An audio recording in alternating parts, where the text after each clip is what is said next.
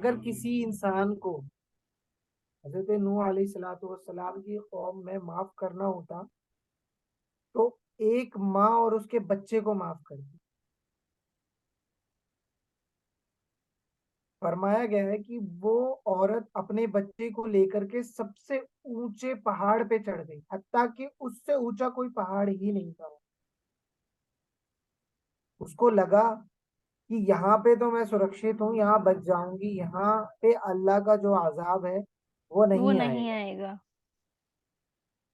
But अल्लाह का जो अजाब है, अल्लाह हर जगह कादिर और नादिर है। बेशक। वो जहाँ चाहे वहां पे अपना अजाब दे सकता है और जहाँ चाहे वहां पे अपनी रहमत बरसा सकता है। हत्ता कि इब्राहिम अलैहिस्सलातु वस्सलाम को जब आग के अंगारों में डाला गया, तब 40 दिन तक इब्राहिम वो अंगारों में अलैहिस्सलाम, रहे थे। हाँ, आग को फरमा दिया गया था, ए आग, खबरदार अगर तूने इब्राहिम को जरा सा भी जलाया। जरा सा भी नुकसान पहुंचाया। तफसीरों में तो ये भी आता है कि वो आग इतनी ठंडी हो गई थी कि और इब्राहिम 40 दिन तक अलैहिस्सलाम इब्राहिम अलैहिस्सलाम उस आग में बिल्कुल ऐसे रहे जैसे वो उस आग में कभी गए ही नहीं। हाँ, तो अल्लाह ताला जिसको चाहता है आजाब दे सकता है और जिसको चाहता है बेशक। वो अपनी रहमत से बरसा सकता है। तो हजरत नूह अलैहिस्सलातु वस्सलाम की जो कौम थी उसके अंदर जो माँ और बच्चा था, तो माँ अपने बच्चे को लेकर के सबसे ऊंचे पहाड़ पे चढ़ गई। जब सबसे ऊंचे पहाड़ पे चढ़ गई तो उसको लगा कि अल्लाह का अजाब यहाँ पे नहीं आएगा, लेकिन अल्लाह ताला ने वहां पे भी अपना अजाब भेजा और वहां पे सबसे पहले, हत्ता कि सबसे पहले पहाड़ को डुबोया। क्योंकि इतना ये जो पानी आया अजाब था, यह पूरी कौम पे था, नूह अलैहिस्सलाम की पूरी कौम पर था ये। नूह अलैहिस्सलातु वस्सलाम की कौम पे था। बट अगर अल्लाह पाक नूह हजरत मतलब एक तफसीर के अंदर पढ़ा है कि अगर अल्लाह पाक नूह अलैहिस्सलातु वस्सलाम की कौम में किसी को माफ करते तो वो तो माँ वो और बच्चे को करते। माँ जी और बिल्कुल बिल्कुल। बच्चे को करते। वो माँ अपने बच्चे को बचाने के लिए पहाड़ पे चढ़ गई।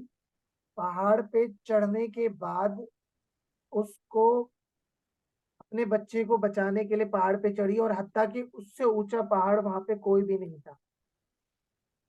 फिर अल्लाह का अजाब आया, पहले पहाड़ को भिगोया गया, पहाड़ को ढोया गया, उसके बाद देन उनके पांव तक पानी पहुंचा, उसके बाद उनके कमर तक, उसके बाद उनके गले तक। जब उनके गले तक पानी पहुंच गया तो वो जो औरत थी उसने अपने बच्चे को बचाने के लिए अपने हाथों के बल से उसको हवा में उठा लिया कि मेरा बच्चा तो बच जाएगा। उसके बाद फिर वो अल्लाह पाक का अजाब हुआ और वो पूरे के पूरे घर को, हत्ता कि बेशक। वहां पे तीन बंदे एक गुफा के अंदर छुप गए और बाहर से पत्थर से उसको ढक दिया गया। उन्होंने बाहर से उसको ढक दिया और उन्होंने सोचा कि अल्लाह का अजाब यहाँ नहीं आएगा। चारों तरफ से पानी जाता रहा और वहां तक पानी नहीं पहुंचा, उनको लगा कि हम बच गए। बट ये बट उनका वहम था। हाँ, उनका वहम था। अल्लाह पाक ने वहां पे उन लोगों को क्या कहते हैं, उन लोगों को जो हाजत हुई, उन लोगों को हाजत हुई।